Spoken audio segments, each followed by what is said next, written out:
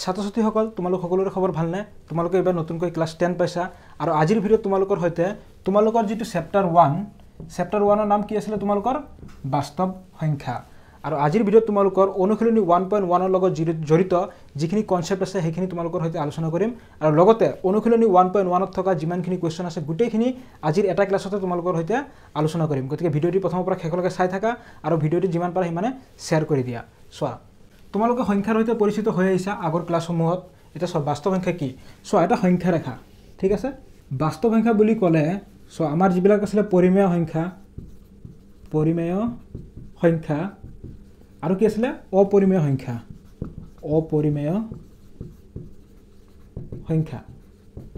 এই পৰিমেয় সংখ্যা আৰু অপৰিমেয় সংখ্যাক একেলগে কি বুলি কোৱা হয় বাস্তৱ সংখ্যা বুলি কোৱা হয় মানে সো এই সংখ্যা ৰেখাত প্ৰদৰ্শন কৰিব পৰা আটাইবোৰ সংখ্যাকে কি বুলি কোৱা হয় বাস্তৱ সংখ্যা বুলি কোৱা হয় সো পৰিমেয় সংখ্যা কোনবিলাক যিবিলাক সংখ্যাক আমি p/q আৰ্হিত প্ৰকাশ কৰিব পাৰো অৰ্থাৎ ভগ্নাংশত প্ৰকাশ কৰিব পাৰো সো এই 2 ক আমি ভগ্নাংশত প্ৰকাশ কৰিব পাৰো 2/1 লিখিব পাৰো এটোটা কি হয় পৰিমেয় সংখ্যা ঠিক আছে তো এই আটাইবিলাকে কি হয় পৰিমেয় সংখ্যা তাৰ মানে এই পৰিমেয় সংখ্যাবিলাক আৰু কিছুমান অপৰিমেয় সংখ্যাও থাকে যেনেকে √2 √3 √5 ইত্যাদি এইবিলাক কি হয় অপৰিমেয় সংখ্যা এই যিবিলাক অপৰিমেয় সংখ্যা আছে ইহতক আমি p/q আৰ্হিত প্ৰকাশ কৰিব নোৱাৰো আৰু এইবিলাককো আমি সংখ্যা ৰেখাত প্ৰদৰ্শন কৰিব পাৰো হেতু আমি নেক্সট ক্লাছত শিকিম অনুশীলনী 1.3 ত লাগিব আমাক এটা চোৱা এটা সংখ্যা এনেকুৱা আছে 0.5 মানে তুমি কি লিখিব পাৰা 5/10 অৰ্থাৎ 1/2 এই 1/2 কত হ'ব 1/2 যদি সংখ্যা ৰেখাত বহুৱা ইয়াত হ'ব এই 0 আৰু 1 ৰ মাজত 1/2 হ'ব মানে আধা ঠিক আছে একৰ আধা গতিকে এই 1/2 কি হয় এটা পৰিমেয় সংখ্যা তাৰ মানে যিমানবোৰ সংখ্যা তুমি এই সংখ্যা ৰেখাত বহাব পাৰিবা সেই আটাইবিলাকে কি হয় বাস্তৱ সংখ্যা অৰ্থাৎ p/q আৰ্হিত থাকিলে এইবিলাকক কি বুলি কোৱা হ'ব পৰিমেয় সংখ্যা আৰু p/q আৰ্হিত নাথাকিলে এইবিলাকক কি বুলি কোৱা হ'ব অপৰিমেয় সংখ্যা গতিকে এই পৰিমেয় আৰু অপৰিমেয় সংখ্যাক একেলগে কি বুলি কোৱা হয় বাস্তৱ সংখ্যা অনুশীলনী 1.1 ৰ সলিউশন কৰাৰ আগতে সোৱা তোমালোকৰ এটা উপপাদ্য আছে উপপাদ্য 1.1 এটো ভালদৰে বুজি লোৱা এটো যদি তোমালোকে ভালদৰে বুজি পাই যোৱা তেতিয়ালে তোমালোকে অনুশীলনী 1.1 ত থকা প্ৰশ্নবিলাক একদম ইজিলি পাৰি যাবা সোৱা ইয়াত কি বুলি কৈছে উপপাদ্য 1.1 ত ইউক্লিডৰ বিভাজন প্ৰমেয়িকাটো কি হয় সোৱা দুটা যোগাত্মক অখণ্ড সংখ্যা মানে কি মানে যিবিলাক ধনাত্মক অখণ্ড সংখ্যা ঠিক আছে a আৰু b দিয়া থাকিলে দুটা অখণ্ড সংখ্যা a আৰু b দিয়া থাকিলে a আৰু b কি হয় দুটা অখণ্ড সংখ্যা এনে দুটা অদ্বিতীয় সংখ্যা আৰু বেলেগ দুটা সংখ্যা q আৰু r থাকিব যাতে আমাৰ প্ৰমেয়িকাটো কি হ'ব a = bq + r আৰু ইয়াত কন্ডিশন কি আছে কন্ডিশন আছে 0 > r b এটা চোৱা আমি আগতে এটা ফৰ্মুলা পাইছিলো যে ভাজ্য চোৱা ভাজ্য ওলোৱা ফৰ্মুলাটো কি আছিল আমাৰ ভাজ্য ওলোৱা ফৰ্মুলা ভাজক পূৰণ ভাগফল যোগ বাকি বা ভাগশেষ ঠিক আছে এইটো আছিল ফৰ্মুলা আমি আগতে পাই আহিছিলো তো এই ফৰ্মুলাটোৱে কি হয় আমাৰ ইউক্লিডৰ বিভাজন প্ৰমেয়িকা ইয়াত জড়িত হৈ আছে চোৱা a মানে হৈ গ'ল আমাৰ ভাজ্য a ইকুৱেল ভাজক হৈ গ'ল আমাৰ b পূৰণ ভাগফল হৈ গ'ল q প্লাস বাকি মানে হৈ গ'ল r ঠিক আছে আৰু এই r ৰ মানটো কি হ'ব লাগিব হয় 0 হ'ব বা 0 তকৈ ডাঙৰ নতুবা b তকৈ সৰু b মানে কি আমাৰ যেটো ভাজক তোমাক এটা সংখ্যা দিছে ধৰা 13 তোমাক ইয়াক কৰিব দিছে 4 ৰে হৰণ কৰিব দিছে 4 দি হৰণ কৰিলে কেইবাৰ যাব 3 বাৰ যাব 12 1 থাকি যাব তো মানে কি এই 13 টো হৈ গ'ল আমাৰ ভাজ্য 4 টো কি ভাজক আৰু 3 টো কি ভাগফল আৰু যেটো ৰৈ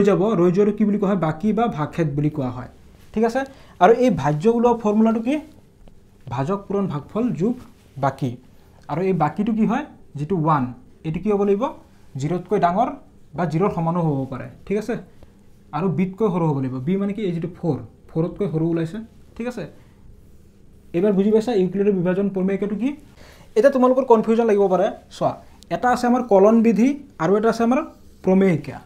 সোৱা ইউক্লিডৰ বিভাজন প্ৰমেয়িকাটো তুমি বুজি পাইছা এইটো হৈ গ'ল আমাৰ ইউক্লিডৰ বিভাজন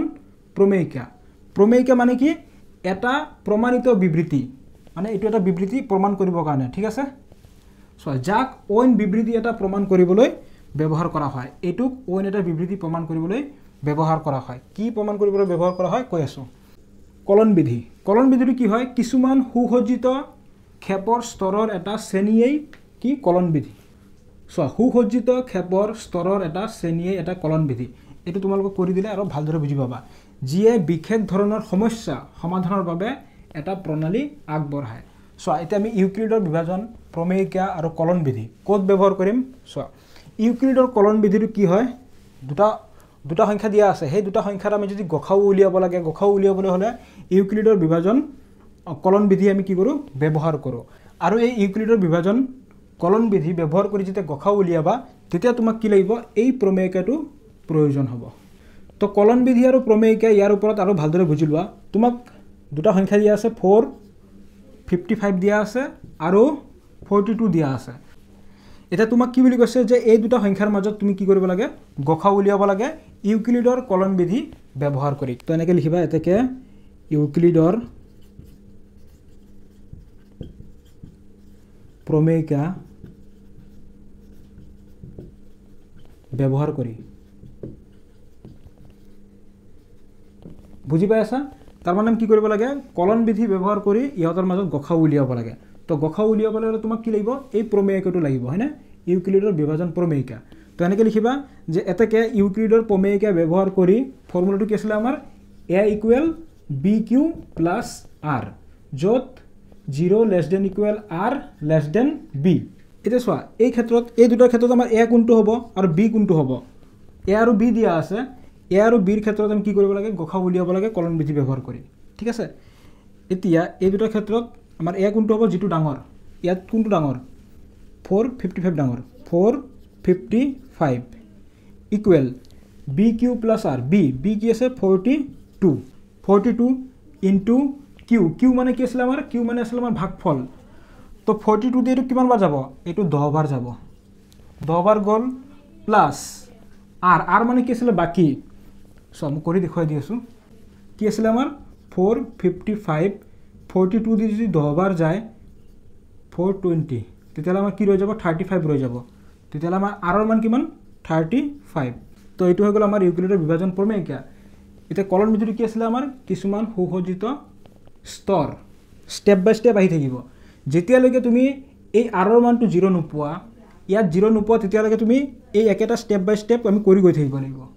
থাকিব লাগিব এটা নেক্সট স্টেপ আমাৰ কি হ'ব নেক্সট স্টেপ সো যেতিয়ালৈকে 0 নোলায় 0 ওলোৱা নাই এবাৰ সো এই 42 এবাৰ কি হ'ব আমাৰ a হ'ব 42 তো ইকুৱেল যেটো ৰৈ গৈছিল 35 এদি আমি এবাৰ পূৰণ কৰিব লাগিব মনত ৰাখিবা এই b টো আমি ইয়াত লিখিব লাগিব আৰু যেটো ৰৈ যাব হেতুৰে আমি লাষ্টত আকৌ কি কৰিব লাগিব হৰণ কৰিব লাগিব কিমান বাৰ যাব একবাৰে যাব তো একবাৰ গলে কিমান ৰৈ যাব 7 ৰৈ যাব এটা 0 ওলোৱা নাই আকৌ কৰিব লাগিব এবাৰ আমি কাক কৰিম এই 7 এদি আকৌ 35 ক কৰিম 35 তো 7 এদি যাব 7 এদি কিমান বাৰ যাব 5 বাৰ যাব তো প্লাস এবাৰ কি থাকিব 7 5 গুণ 35 এবাৰ একোন ওলাই 0 থাকিব তো আমাৰ 0 ওলাই গল আমি আৰু কৰিব নালাগে তো কলন বিধি বুজি পাইছা এনেকে স্টেপ বাই স্টেপ যে তুমি কৰি গৈছা এটুই কি বুলি কোৱা কলন বিধি ঠিক আছে এই কলন বিধি ব্যৱহাৰ কৰি আমি কি কৰিছো গসাউ উলিয়াইছো ঠিক আছে আৰু ইয়াত যেটো আমাৰ প্ৰমেয়িকা ব্যৱহাৰ হৈছে এটো কি হয় আমাৰ এই প্ৰমেয়িকাটো ব্যৱহাৰ হৈছে এটা কথাটো হল মই কি বুলি কৈছো যেতিয়ালৈকে 0 নোলাই তেতিয়ালৈকে আমি কৰি গৈ থাকিম কিন্তু 0 ওলাইছে এবাৰ গসাউ কোনটো হ'ব মনত ৰাখিবা গসাউ কোনটো হ'ব যেটো আমাৰ লাষ্টৰ স্টেপ এই লাষ্টৰ স্টেপত আমাৰ যেটো বিৰ মান কি আছে 7 এটোই হ'ব গসাউ মনত ৰাখিবা তো এটাকে 4 5 5 and 42 গসাউ কি পাইছা 7 হৈ গল একদম ইজি অনুশীলনী 1.1 কোৱেশ্চন নম্বৰ 1 আছে আমাৰ আগত ইয়াত কি বুলি কৈছে ইউক্লিডৰ কলন বিধি ব্যৱহাৰ কৰি গসাউ উলিওৱা অলপ আগতে শিকাইছো সোৱা এক নম্বৰ কোৱেশ্চনটোত কি দিয়া আছে 135 আৰু 225 এই দুটা সংখ্যাৰ মাজত আমি কি কৰিব লাগে গসাউ উলিয়াব লাগে লিখা সলিউশন তো কেনেকৈ কৰিব লাগে প্ৰথমতে আমি চাব লাগে এই দুটাৰ মাজত কোনটো ডাঙৰ তো লিখা যেহেতু 225 greater than 135 সো এই দুটা সংখ্যাৰ মাজত আমি চাব লাগিব কোনটো সৰু কিয় চাইছো কাৰণ তেতিয়াহে আমি গম পাম কোনটোৰে কোনটো হৰণ যাব তেনেকৈ লিখা যায় এটাকে ইউক্লিডৰ বিভাজন প্ৰমেয়িকা ব্যৱহাৰ কৰি a equal bq plus r য'ত 0 less than equal r less than b তো এতেকে a মানে কি হ'ব 2 to 5 তো equal b b মানে কি 135 এটা সোয়া 135 এদি 2 to 5 কেইবাৰ যাব দুইবাৰ গলে তো বেছি হৈ যাব একবাৰে যাব লাগিব তো q ৰ মান কি হ'ব 1 প্লাস r কি ৰৈ যাব 135 এদি এটুক যদি একবাৰ যায় কি ৰব 90 ৰব ঠিক আছে তোমালোক হৰণ কৰি চাব পাৰা যদি তোমালোক কনফিউজন লাগে হৰণটো কৰি চাবা 2 to 5 ক আমি 135 এদি কৰিলো একবাৰ গল 135 তো কি ৰৈ যাব 5 ৰ পৰা 5 গল 0 এক ধাৰ কৰা 12 12 পৰা 3 গল 9 90 ৰৈ যাব ঠিক আছে তো যেহেতু 0 ওলোৱা নাই মই কি বুলি কৈছিলো যেতিয়ালৈকে 0 নোলাব আমি এই প্ৰমেয়িকা ব্যৱহাৰ কৰি সিস্টেম বাই সিস্টেম কৰি গৈ থাকিম ঠিক আছে তো ইমপ্লাইজ এবাৰ আমি কোনটোৰে কোনটো কৰিব লাগিব যেটো ৰৈ গৈছে 90 90 ৰে যেটো আমাৰ b আছিল হেতু কৰিব লাগিব কি আছে 135 কি হেদি হৰণ কৰিম 90 দি কিমান বাৰ যাব দুইবাৰ হলে বেছি হৈ যাব একবাৰে যাব তেতিয়ালে কি ৰৈ যাব 45 ৰৈ যাব ঠিক আছে এতিয়াও 0 ওলোৱা নাই আমি আকৌ কৰিম এটুৰে এটুক কৰিম তো ইমপ্লাইজ এবাৰ কৰিম 90 45 এদি আমি দেখা পাইছো দুইবাৰ গৈ আছে 45 * 2 কৰিলে 90 হৈ যায় কি ৰৈ যাব 0 যেহেতু 0 ওলাই গল আমি আৰু কৰিব নালাগে তো মই ইয়াত কি বুলি কৈছিলো এটা যেটো লাষ্টৰ b ৰ মানটো কি হ'ব আমাৰ গখাব কি আছে 45 so a equal bq plus r তো b ৰ মান কিমান 45 তো b টো কি হ'ব গখাব এতেকে গখাব অফ 2 to 5, 135 তো এই দুটাৰ গখাব কি হয় 45 ঠিক আছে তোমালোকে এইখিনি কৰি দেখাব না লাগে হৰণটো কৰি দেখাব না লাগে এতিয়া বুজি পাইছা একদমই জি হয় তো এবাৰ 2 নম্বৰটো চোৱা 196 আৰু 38220 এই দুটাৰ মাজত কি কৰিব লাগে গখাব উলিয়াব লাগে একেদৰে কৰা তো ইয়াত যেহেতু 38220 গ্ৰেটাৰ দেন 196 তো এতেকে তোমালোকে এনেকৈ লিখিবা ইউক্লিডৰ বিভাজন প্ৰমেয়িকা ব্যৱহাৰ কৰি কি আছিল formula a equal bq plus r য'ত 0 less than equal r less than b তো a মানে হৈ গল আমাৰ 38220 equal 196 এদি কেইবাৰ যাব সোয়া এটো বহুত ডাঙৰ হয় তোমালোক হৰণটো কৰি চাব পাৰা ঠিক আছে মই কৈ দিছো এটো তোমালোকৰ 195 এদি যাব 196 into 195 কৰিলে কি হৈ আছে 38220 একবাৰে যাব তো কি ৰৈ যাব 0 ৰৈ যাব যেহেতু 0 ওলাই গল এই যেটো b ৰ মান এটো হ'ব আমাৰ গখাও গতিকে গখাও অফ 196, 38220 ইকুৱেল কি পাইছা 196 হৈ গল একদমই ইজি হয় লিখি লোৱা 3 নম্বৰটো চোৱা 867 আৰু 255 ইহঁতৰ মাজত গখাও উলিয়াব লাগে তো যেহেতু 867 গ্ৰেটাৰ দেন 255 তো এতেকে তোমালোকে লাইনটো লিখিবা ইউক্লিডৰ বিভাজন প্ৰমেয়িকা ব্যৱহাৰ কৰি কি আছিল a equal bq plus r য'ত 0 less than equal r less than b তো এতেকে a মানে হৈ গল আমাৰ 867 equal b মানে হৈ গল 255 তো কিমান বাৰ যাব কৰি চাব পাৰা 867 ক আমি যদি 255 এদি কৰো কিমান বাৰ গৈ আছে তিনিবাৰ দিলে কিমান হ'ব 3 5 গুণ 15 5 হাতে থাকিল 1 3 5 গুণ 15 একে 16 6 হাতে থাকিল 1 3 গুণ 6 একে 7 7 ৰ পৰা 5 গল 2 0 1 102 into 3 plus কিমান ৰৈ গল 102 0 ওলোৱা নাই আমি কৰি গৈ থাকিম এবাৰ 102 দি এটুক কৰিম implies 255 equal 102 দি কৰা কিমান বাৰ যাব 255 ক 102 দি দুইবাৰ যাব 2 গুণ 4 2 0 গুণ 0 2 গুণ 2 204 5 ৰ পৰা 4 গল 1 এট 5 51 ৰৈ যাব তো ইনটু 2 প্লাস 51 এবাৰো 0 ওলোৱা নাই এটু দি এটু কৰা এবাৰ 102 ইকুৱেল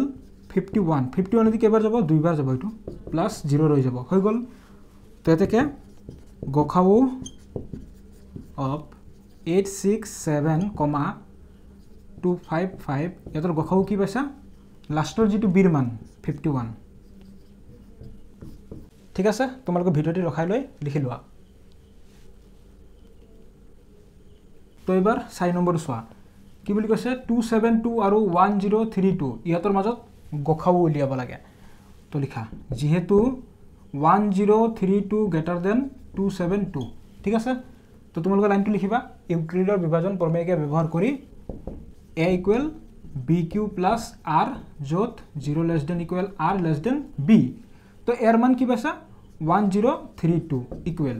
272 দি কিমান বাৰ যাব আমি তো কৰি চাব লাগিব 1032 ইয়াক যদি আমি 272 দি কৰো কেইবাৰ গৈ আছে 3 2 গুণ 6 3 7 গুণ 21 21 ৰ 1 হাতে গেল 2 3 2 গুণ 6 6 2 8 তো কিমান ৰৈ যাব 1 ধাৰ পৰা 12 12 পৰা 6 গল 6 ইয়া থেকে 2 2 ৰ পৰা 1 গল 1 তো 8 10 ৰ পৰা 8 গল 2 216 তো 272 দি 3 বাৰ গল কিমান ৰৈ যাব 216 ৰৈ যাব তো এবাৰ এটুৰে এটুক কৰা 272 216 দি কৰা কেইবাৰ যাব একবাৰে যাব তো কি ৰৈ যাব এক ধৰ পৰা 12 পৰা 6 গল 6 6 পৰা 1 গল 5 56 তো ইমপ্লাইজ এবাৰ এটুৰে এটুক 216 ইকুৱেল 56 দি কেইবাৰ যাব কৰিছোৱা 216 56 দি 3 বাৰ যাব না 3 6 গুণ 18 8 হাতে থাকিল 1 3 5 গুণ 15 একে 16 16 ৰ পৰা 8 গল 8 ইয়াত 10 10 ৰ পৰা 6 গল 4 48 তো 3 বাৰ গল কিমান ৰৈ যাব 48 তো এবাৰ এটুৰে এটুক কৰা তো ইমপ্লাইজ 56 ইকুৱেল 48 একবাৰে যাব তো কিমান ৰৈ যাব 8 ৰৈ যাব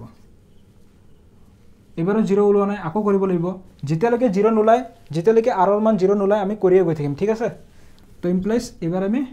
48 ক কিহেৰে কৰিম 8 দি কৰিম 6 8 গুণ 48 0 ওলাই গল গতিকে আমাৰ গখাও কি হ'ব এইটো 8 তো এটাকে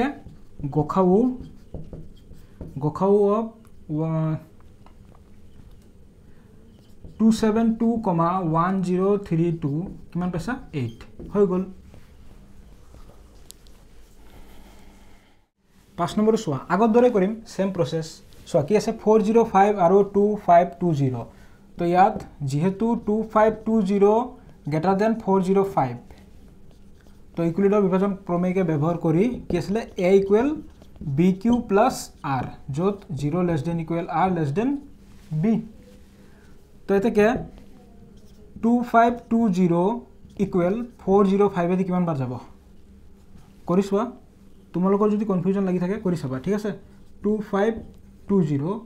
405 এদি কিমান বাৰ যাব 6 বাৰ যদি দিও 6 বাৰ গুণ 30 30 শূন্য হাই থাকিলে 3 6 শূন্য গুণ শূন্য 3 আসলে 6 4 গুণ 24 0 এক ধাৰ পৰা 12 ৰ পৰা 3 গল 9 90 6 বাৰ দিছিলো 90 ৰৈ গল এবাৰ এটু দি এটু কৰা তো ইমপ্লাইজ 405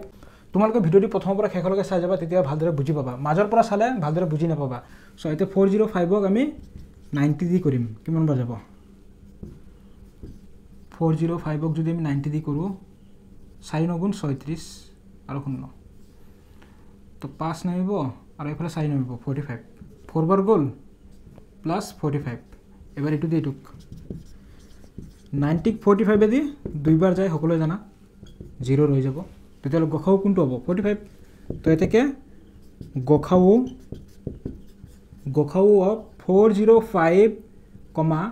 2520 এই দুটাৰ মাজত গখাও উলিয়াব দিছিল কি পাইছা 45 হৈ গল এখিনিয়ে কাম এখিনি লিখি লোৱা এবাৰ সোৱা 6 নম্বৰটো সোৱা 155 আৰু 1385 এই দুটাৰ মাজত গখাও উলিয়াব লাগে যেহেতু 1385 গ্ৰেটাৰ দেন 155 তো এটাকে a equal bq plus r যত 0 less than equal r less than b তো এটাকে a মানে কি 1385 ইকুৱেল b মানে 155 তো এটো কিমান বাৰ যাব ইয়াত কৰি চাও কি আছে 1385 155 এইটো বহুত কম আছে আমি যদি 8 বাৰ মান লও 5 7 গুণ 40 হাই থাকিল 4 5 7 গুণ 40 4 44 হাই থাকিল 4 8 1 গুণ 8 8 4 12 5 4 নমিব 1 নমিব 145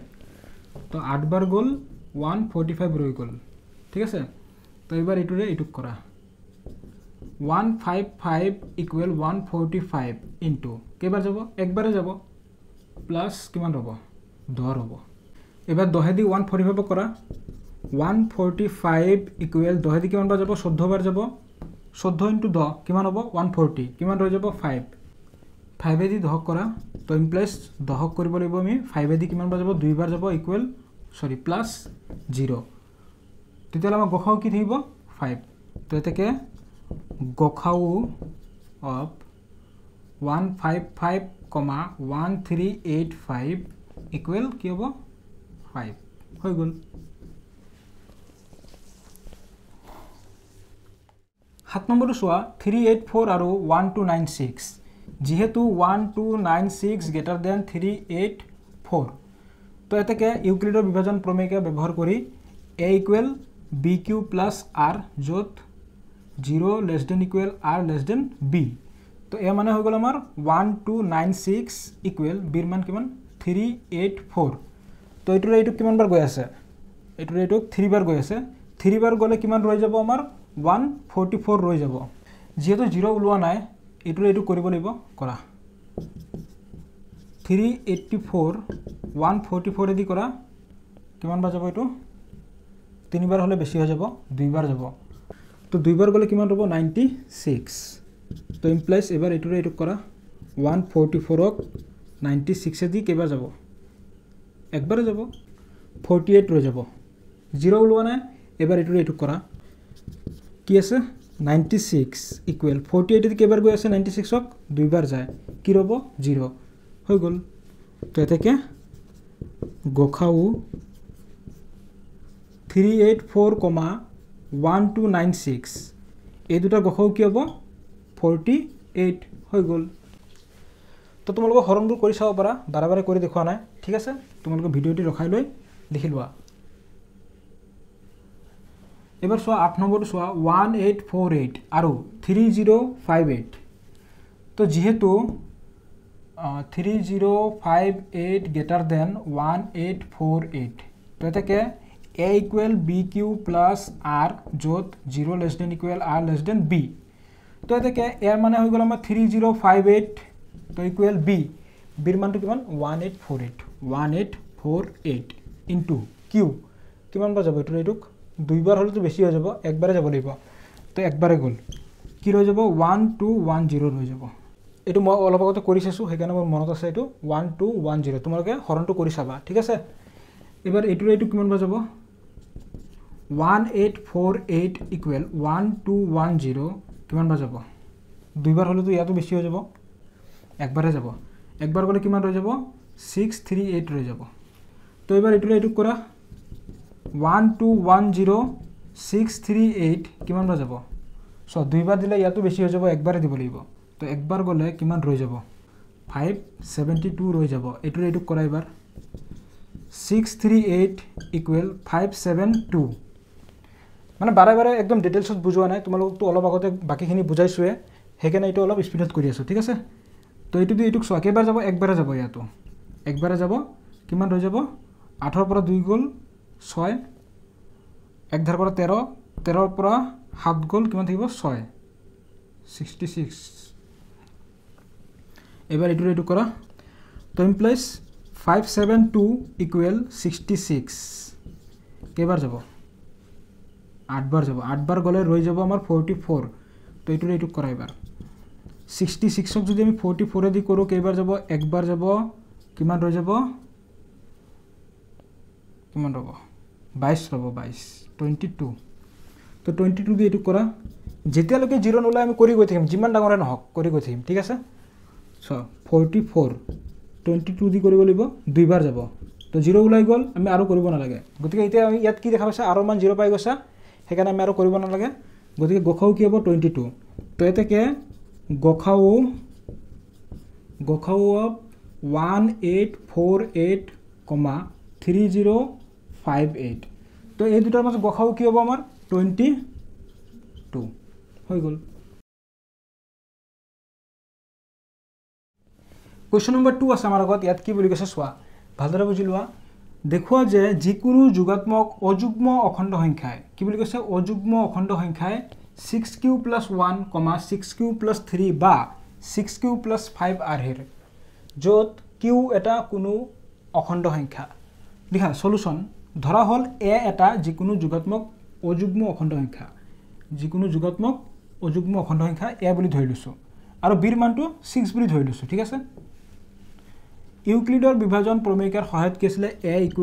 bq + r য'ত 0 ≤ r b তো এটাকে r = r ৰ মান কি হ'ব পাৰে 0 হ'ব পাৰে 1 2 3 4 5 হ'ব পাৰে 6 হ'ব পাৰে নে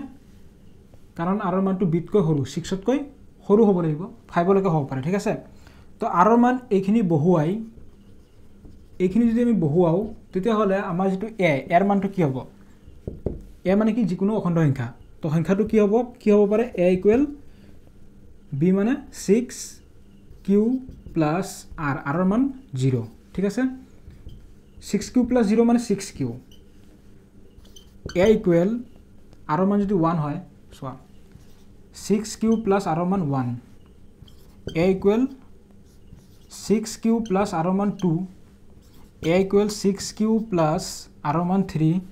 তো a = 6q + r ৰ মান 4 a = 6q + r ৰ মান 5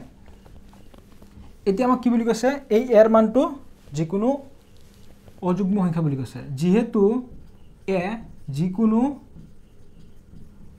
অযুগ্ম সংখ্যা বা অযুগ্ম অখণ্ড সংখ্যা লিখিলো ঠিক আছে তেতিয়া হলে অযুগ্ম সংখ্যা হলে a = 6q টো হ'ব জানো এটো আহি হ'ব জানো নহয় কাৰণ এটো 2 এৰে হৰণ গৈ আছে যিবিলা সংখ্যাক 2 এৰে হৰণ যায় হেতু অযুগ্ম হ'ব নোৱাৰে তেতিয়া হলে অযুগ্ম সংখ্যাৰ আৰ্হিটো কি হ'ব 6q আৰ্হি নহয় তো a ≠ 6q আৰ্হি ঠিক আছে তাৰ পিছত a ≠ 6q + 2 এটো হ'ব নোৱাৰে 6q + 2 a ≠ 6q + 4 এটো হ'ব নোৱাৰে 6q + 4 একিটা হ'ব নোৱাৰে কোনকিটা হ'ব সো a = 6q + 1 এটো অযুগ্ম সংখ্যাৰ আৰ্হি হয় 6q + 3 এটো অযুগ্ম সংখ্যাৰ আৰ্হি হয় 6q + 5 এটো অযুগ্ম সংখ্যাৰ আৰ্হি হয় তো এতেকে যিকোনো যোগাত্মক অযুগ্ম অখণ্ড সংখ্যাৰ আৰ্হিবিলাক কি হ'ব 6q + 1, 6q + 3 বা 6q + 5 একিটা আৰ্হি হৈ গ'ল কোৱেশ্চন নম্বৰ 3 আছে আমাৰ আগত ইয়াত কি বুলি কৈছে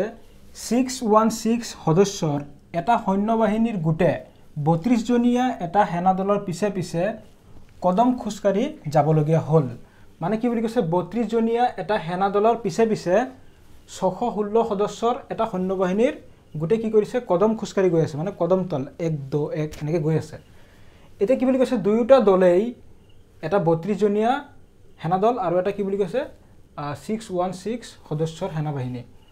এটা দুয়োটা দলেই একে সমান সংখ্যক স্তম্ভত কদম খুচকাৰিবলগীয়া হল একে সমান ইয়াছৱা একে সমান বুলি কৈছে তাৰ মানে কি ইহতৰ গখাও স্তম্ভত খুচকাৰিবলগীয়া হল তেওঁলোকে খুচকাৰিবলগীয়া স্তম্ভৰ উচ্চতম সংখ্যা কি হ'ব তেওঁলোকে খুচকাৰিবলগীয়া স্তম্ভৰ উচ্চতম সংখ্যা হিহতৰ গখাও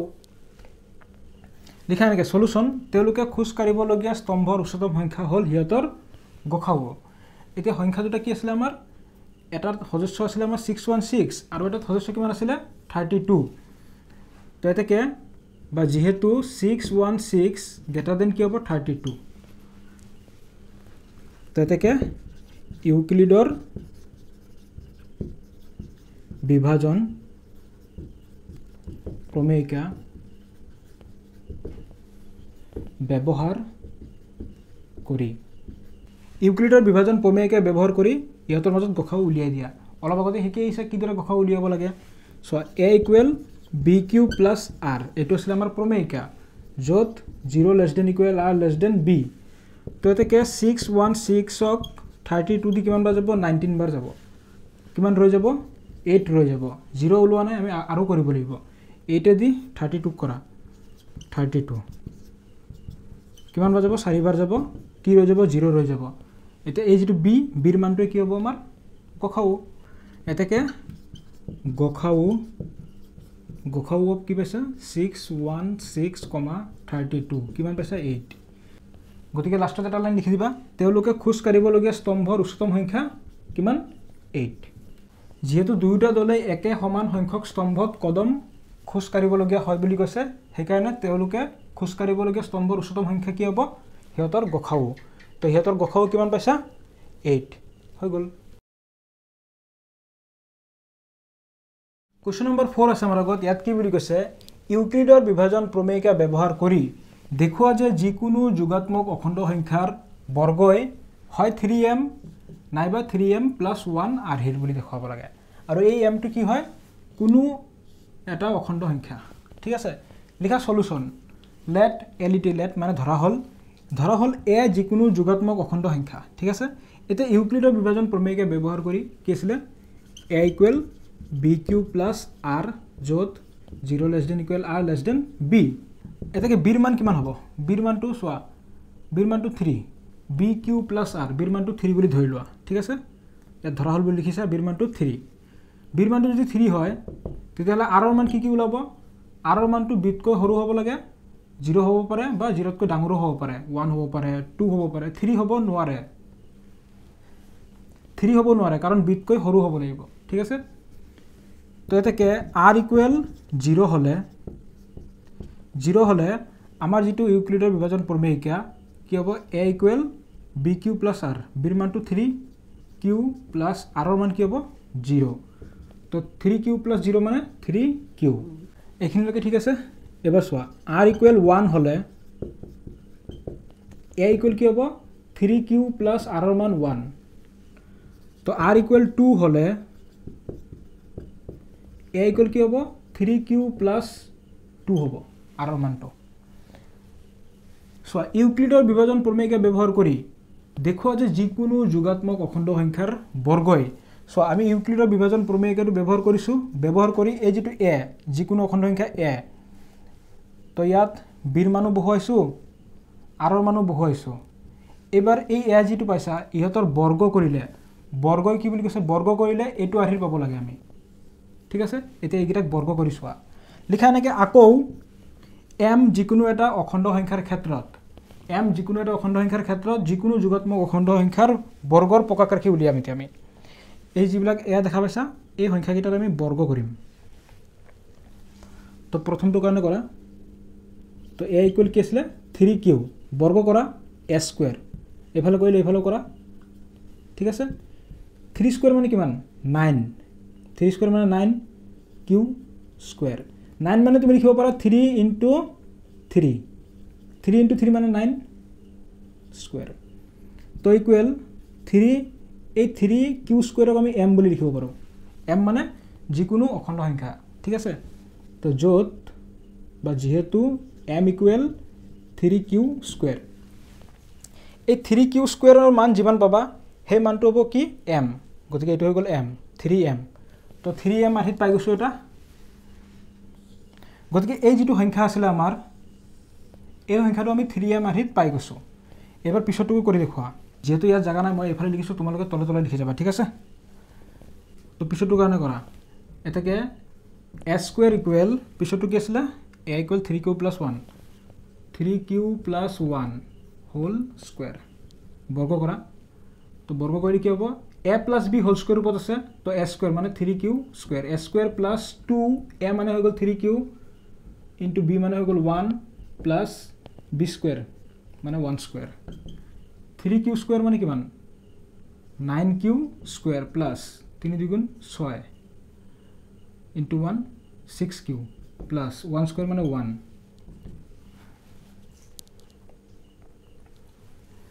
এতিয়া এই দুটাৰ পৰা কি কমন আহে 3 কমন আহিলে কি ৰৈ যাব 3q স্কয়াৰ ৰৈ যাব প্লাস ইয়াত 2q ৰব প্লাস 1 তো ইকুৱেল 3 এইখিনিৰ মান কি হ'ব এইখিনি মান হ'ব m প্লাস 1 যেহেতু m ইকুৱেল কি 3q স্কয়াৰ প্লাস 2q আমি ইয়াত ধৰি লৈছো আমাক ইয়াত কৈছে m কি যিকোনো অখণ্ড সংখ্যা তো এই যিকোনো অখণ্ড সংখ্যা মানে এইখিনিৰ মান কিমান m 3m + 1 আহি দেখুৱাই দিছো এটুক আমি 3m + 1 আহি দেখুৱাই দিছো ঠিক আছে এবাৰ এটুক দেখুৱাব লাগে লিখা আকৌ s স্কয়াৰ ইকুৱেল কি আছে 3q + 2 এবাৰ 3q + 2 হোল স্কয়াৰ তো এটো সূত্ৰত ভাঙি দিয়া a + b হোল স্কয়াৰ ওপৰত আছে তো s স্কয়াৰ মানে 3q square s square plus 2a মানে হৈ গল 3q into b মানে হৈ গল 2 plus 2 স্কয়ার মানে 2 স্কয়ার এখানে মুছি লৈছো হা সোয়া 3 স্কয়ার মানে 9 q স্কয়ার প্লাস 2 3 গুণ 6 6 2 গুণ 12 12 q প্লাস 2 স্কয়ার মানে 4 4 টুক আমি এনেকে নিলিখি এনেকেও লিখিব পাৰো 3 + 1 লিখিব পাৰো 3 + 1 মানে কি 4 তো এবাৰ লিখক কৰা ইয়াতৰ পৰা কি কমন আহে 3 কমন আহিলে কি ৰৈ যাব 3q স্কয়াৰ প্লাস এত কি 4q 12q এৰ পৰা 3 কমন আহিলে 4q ৰব প্লাস 3 টো কমন আহি গল ইয়াত 1 ৰব প্লাস 1 তো ইকুৱেল 3 এখিনি মান কিমান এখিনি মান m প্লাস 1 যত বা যেহেতু m equal 3q square plus 4q plus 1 এটা সো আমি যিকিটা সংখ্যা পাইছিলো এই সংখ্যাকেইটাৰ বৰ্গ কৰিলেম কি পাইছো 3m বা 3m + 1 এই আহিত পাইছো প্ৰথমটো কি পাইছো 3m পিছৰটো 3m + 1 পিছৰটো 3m + 1 আহিত পাইছো গতিকে তোমালোকে লাষ্টত এটা লাইন লিখি দিবা যে যিকোনো যোগাত্মক অখণ্ড সংখ্যাৰ বৰ্গই হয় 3m নাইবা 3m + 1 আহেৰ এটো তোমালোকৰ কোৱেশ্চনত আছে তাৰ পৰা লিখি দিব পাৰা ঠিক আছে লাষ্টত তোমালোকে লিখি দিবা এতেকে দি কেনে এতেকে যিকোনো যোগাত্মক অখণ্ড সংখ্যাৰ বৰ্গই হয় 3m নাইবা 3m + 1 আহেৰ লিখি লোৱা কোৱেশ্চন নম্বৰ 5 আছে আমাৰ আগত ইয়াত কি বুলি কৈছে ইউক্লিডৰ বিভাজন প্ৰমেয়িকা ব্যৱহাৰ কৰি দেখুৱা যে যিকোনো যোগাত্মক অখণ্ড সংখ্যাৰ ঘনফলটো 9m, 9m + 1 নাইবা 9m + 8 আহেৰ বুলি কৈছে তো এইটো কোৱেশ্চন নম্বৰ 4 ৰ দৰে হয় কোৱেশ্চন নম্বৰ 4 ত কি বুলি কৈছিলে যে যিকোনো যোগাত্মক অখণ্ড সংখ্যাৰ বৰ্গটো দেখুৱাব লাগে আৰু ইয়াত কি বুলি কৈছে যিকোনো যোগাত্মক অখণ্ড সংখ্যাৰ ঘনফলটো দেখুৱাব লাগে এইগিটা আহেৰ দেখুৱাব লাগে ঠিক আছে লিখা সলিউশন আমি ধৰি লম লেট এ যিকোনো যোগাত্মক অখণ্ড সংখ্যা যিকোনো যোগাত্মক অখণ্ড সংখ্যাটো আমি এ বুলি ধৰি লৈছো ঠিক আছে এতে ইউক্লিডৰ বিভাজন প্ৰমেয়িকাৰ সহায়ত প্ৰমেয়িকাটো কি আছিল আমাৰ a = bq + r যত 0 ≤ r > b আৰু b ৰ মানটো কি হ'ব b ৰ মানটো হ'ব কিমান কিমান ধৰি লবা 3 ধৰি লোৱা ইয়াত যেহেতু 9m দেখুৱাব লাগে ঘন কৰিম আমি 3 ধৰি লওঁ 3 ৰ ঘন কৰিলে 9 পাই যাবা তাত 3 ঘন কৰিলে 27 ওলাই তাৰ পৰা আমি 9 পাই যাম ঠিক আছে তো b ৰ মানটো 3 ধৰি লৈছো আৰু ইয়াত r ৰ মান কি হ'ব r = 0 হ'ব পাৰে 1 হ'ব পাৰে 2 হ'ব পাৰে 3 হ'ব নে কাৰণ r ৰ মানটো b তকৈ সৰু 3 তকৈ সৰু হ'ব লাগিব ঠিক আছে তো r = 0 হলে আমাৰ a = কি হ'ব a = b ৰ মান কিমান 3q + r ৰ মান 0 = 3q + 0 মানে 3q ঠিক আছে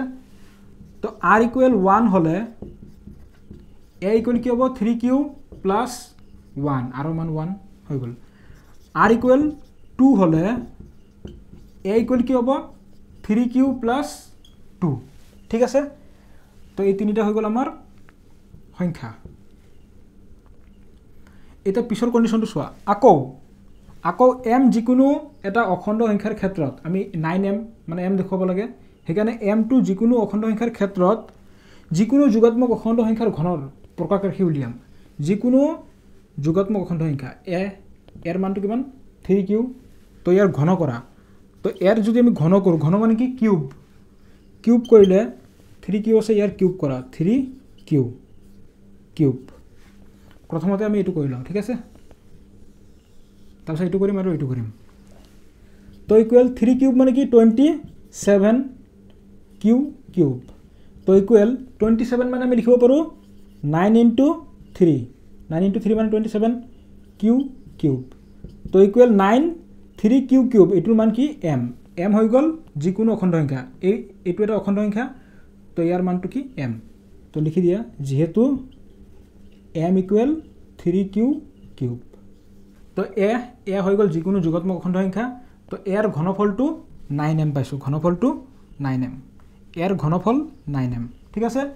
এবাৰ এইটোৰ কাৰণে কৰা তো ইয়াৰ পিছৰ খাই ইয়াত লিখিছোঁ তোমালোকে তলে তলে লিখি যাবা ঠিক আছে এবাৰ আমি এই সংখ্যাটোৰ কাৰণে কৰিম তো এটাকে a cube equal 3q plus 1 whole cube তো এইটো কি আহিত পৰিছে আমাৰ এটা সূত্ৰ আছিলে চোৱা a plus b whole cube equal ফৰ্মুলাটো কি আছিলে a cube plus 3a square b plus 3ab square plus b cube তো এই ফর্মুলা মতো করা সো a কিউব a মানে কি আসলে 3q whole cube a cube plus 3a square মানে 3q square into b b মানে 1 প্লাস 3ab স্কোয়ার a মানে 3q ইনটু b b মানে 1 স্কোয়ার প্লাস b কিউব মানে 1 কিউব তো ইকুৱেল ইয়াত চোৱা 3 কিউব মানে কি 27 q cube plus 3 into 3 square মানে 9 কিউব কিউ ইনটু 1 মানে এখিনি হ'ব প্লাস 3 3 গুণ 9 9 কিউ 1 স্কোয়ার মানে 1 মানে এখিনি হ'ব মানে একৰ লগত যদি এইটো ইনটু কৰো এইটোৱে হ'ব 1 কিউব মানে 1 এটা চোৱা এইখিনিৰ পৰা কি মিল আছে এইখিনিৰ পৰা 9 মিল আছে 9 কমন লোৱা 27 ৰ পৰা 9 আহিল 3 ৰব কিউ কিউব প্লাস ইয়াৰ পৰা 9 কমন আহিল 3 ৰব আৰু কিউ ৰব প্লাস 9 কমন আহি গল কিউ ৰব প্লাস 1 তো ইকুৱেল এইখিনি মানে তুমি কি লিখিব পাৰা m লিখিব পাৰা m হৈ গল যিকোনো অখণ্ড সংখ্যা তো এইখিনিৰ মান m তো 9 ইনটু m প্লাস 1 যেহেতু m মানে কি 3q cube plus 3q plus q এটা দেখা পাইছা এই যেটো অখণ্ড সংখ্যা এটোৰ ঘন কৰিলে আমি কি পাও 9m প্লাস 1 আহি পাই যাও ঠিক আছে এবাৰ আৰু এটা সংখ্যা আছে নহয় এটোৰ কাৰণে দেখুৱা আকৌ কি আছে a cube equal 3q plus 2 whole cube ঠিক আছে 3q প্লাস 2 হোল কিউব তো এটো ভাঙি দিয়া চোৱা a কিউব মানে 3q whole cube a cube plus 3a square মানে 3q whole square into b b মানে 2 প্লাস 3ab স্কয়ার a মানে হৈ গল আমাৰ 3q ইনটু b মানে গল 2b square plus b cube মানে 2 কিউব তো ইকুৱেল 3 কিউব মানে 27 q cube plus 3 into 3 square মানে 9 কিউ স্কয়ার ইনটু ডট মানে ইনটু বুজাইছো ঠিক আছে পূৰণ চিন 2 প্লাস 3 3 গুণ 9 9 ইনটু কিউ ইনটু 2 স্কয়ার মানে 4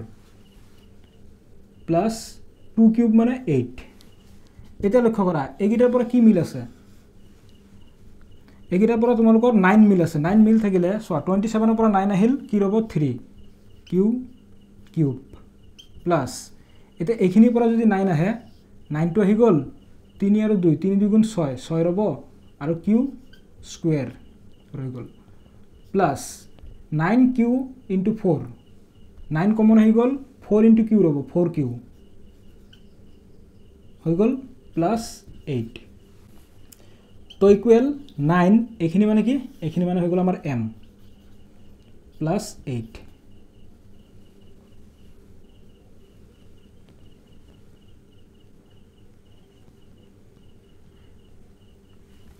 তো লিখি দিব পাৰা যেহেতু m মানে কি এইখিনি 3q cube plus 6q square plus 4q ঠিক আছে বুঝি পাইছা সো আমাক কোৱেশ্চনত কি কৈছে কোৱেশ্চনত কি বুলি কৈছে তুমি যিকোনো যোগাত্মক অখণ্ড সংখ্যা ধৰি লোৱা এ, ইয়াৰ ঘন কৰিলে ঘনফলটো 9m বা ঘন কৰিছোঁ 9m + 1 আৰ্হিৰ নাইবা 9m + 8 আৰ্হিৰ হ'ব ঘন কৰিলে। ঠিক আছে, গতিকে তোমালোকে লাষ্টত এটা লাইন লিখি দিবা যে এতেকে লাষ্টত লিখিবা এতেকে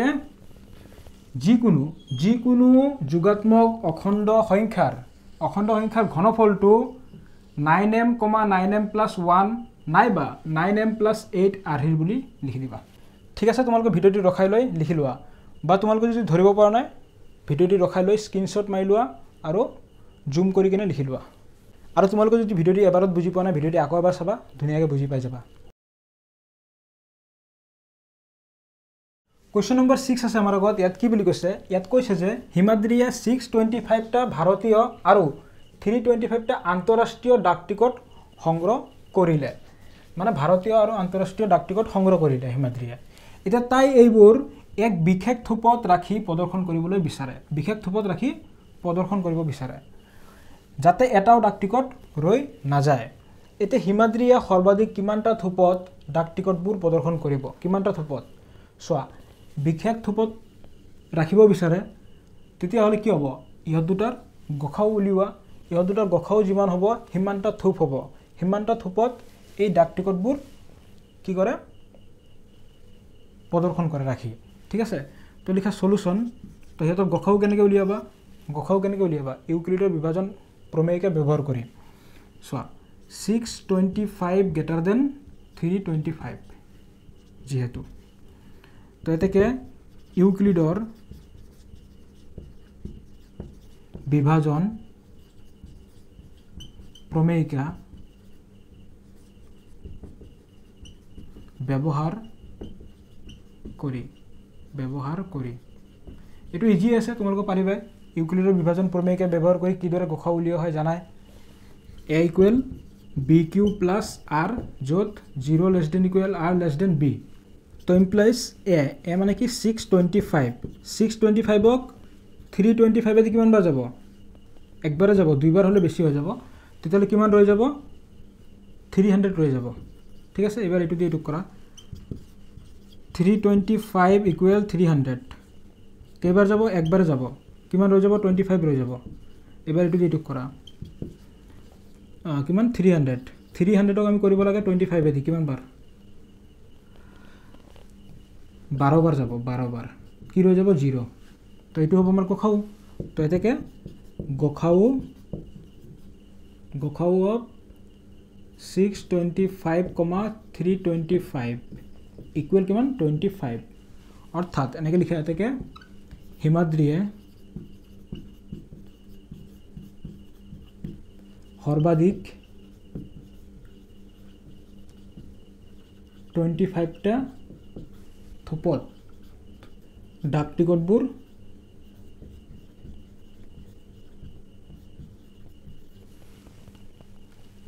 প্ৰদৰ্শন কৰিব পাৰিব।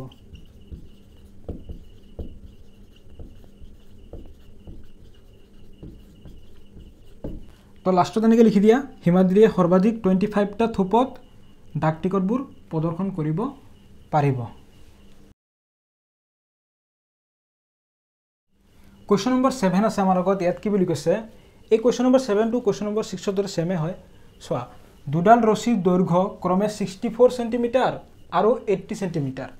দুডাল ৰছী, এটা দৈৰ্ঘ্য কি বুলি কৈছে 64 চেণ্টিমিটাৰ আৰু আনটোৰ 80 চেণ্টিমিটাৰ। দুডালৰ পৰা সমান দৈৰ্ঘ্যৰ টুকুৰা কাটি উলিয়াব লাগে। কি বুলি কৈছে, সমান দৈৰ্ঘ্যৰ টুকুৰা কাটি উলিয়াব লাগে দুডাল ৰছীৰ পৰা, মানে কি মিল থাকিব। এতিয়া অকণো ৰৈ নোযোৱাকৈ দুডালৰ পৰা অকণো ৰৈ যাব নালাগে আৰু সমান দৈৰ্ঘ্যৰ টুকুৰা কাটি উলিয়াব লাগে। এতিয়া দুডালৰ ৰছীৰ পৰা কাটি উলিয়াব পৰা তেনে টুকুৰাৰ সৰ্বাধিক দৈৰ্ঘ্য কিমান হ'ব, আমি কি কৰিব লাগিব, ইহঁতৰ গসাও উলিয়াব লাগিব। সেই গসাওটো কি হ'ব, ৰছী দুটাৰ পৰা কাটি উলিয়াব পৰা সৰ্বাধিক দৈৰ্ঘ্য। ঠিক আছে, তেনেকৈ লিখা সলিউশ্যন, যিহেতু 80 গ্ৰেটাৰ দেন 64, তো এতেকে ইউক্লিডৰ বিভাজন প্ৰমেয়িকা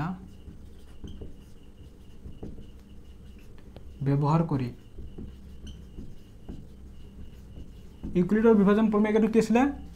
a equal b q plus r য'ত 0 less than equal r less than b এইটো r এতেকে 80 ইকুৱেল 64 64 এদি 80 কিমান বাৰ যাব একবাৰ যাব কি ৰৈ যাব 16 ৰ'ব তো এইটো দি এইটো কৰা তো ইমপ্লাইজ 64 ইকুৱেল 16 16 এদি কিমান বাৰ যাব 4 বাৰ যাব কিমান ৰ'ব 0 0 পাই গৈছো এইটো হ'ব গখাও তো এতেকে গখাও অফ 80,64 কিমান পাইছা 16 গতিকে লাষ্টত লিখি দিয়া যে এতেকে ৰৈ নোযোৱাকৈ দুডাল ৰছীৰ পৰা কাটি উলিওৱা তেনে টুকুৰাৰ সৰ্বাধিক দৈৰ্ঘ্য কি হ'ব 16 সেন্টিমিটাৰ হৈ গ'ল ঠিক আছে তোমালোকে ভিডিঅ'টি ৰখাই লৈ লিখি লোৱা